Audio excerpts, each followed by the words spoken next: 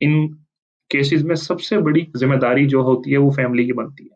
That the family should be sharing the responsibility. क्योंकि उसकी वजह ये है कि बिल्कुल वो मदर है, बिल्कुल उनके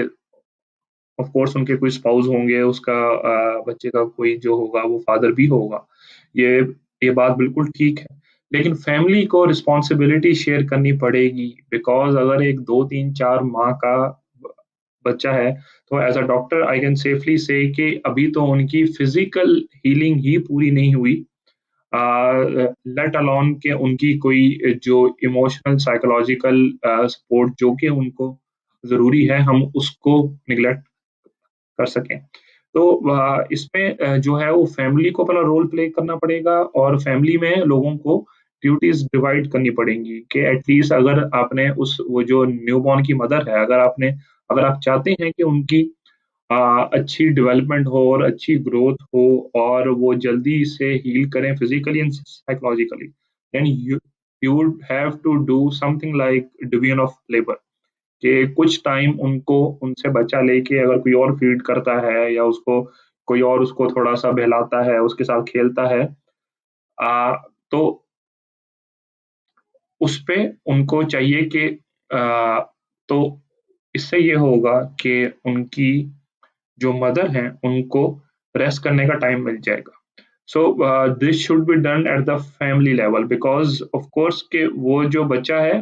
उसके माँ-बाप तो एक ही हैं, लेकिन वो बच्चा वो फैमिली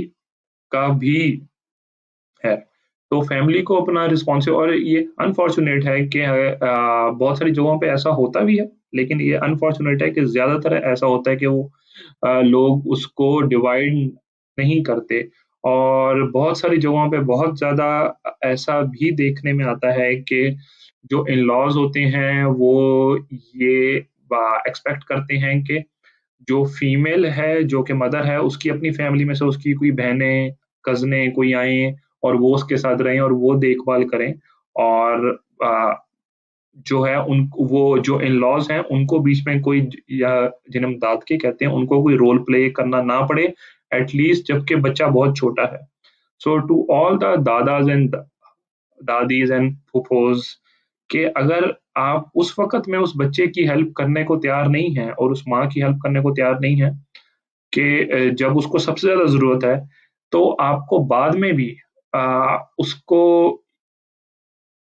आप शायद उस तरह डिज़र्व नहीं करते कि आप उस बच्चे से एक्सपेक्ट करें कि वो आपको अपना चाचा, ताया, मामू अ, दादा-दादी जो है वो समझे। So it might sound harsh लेकिन हम सबको ये करना पड़ेगा एंड दैट इज़ बिकॉज़ कि इसके बगैर वो जो मदर है वी ऑल नो कि वो कितना सफ़र कर सकती हैं और वो करती हैं and she can go into postpartum depression, postpartum साइकोसिस बिकॉज़ ऑफ दो दैट स्ट्रेस। तो उसमें पूरी फैमिली को अपना रोल प्ले करना पड़ेगा एंड ये जो हमने जो दादकों पे जो सब कुछ एम्फसाइज़ किया इसका कतई ये मतलब नहीं है कि जो फादर है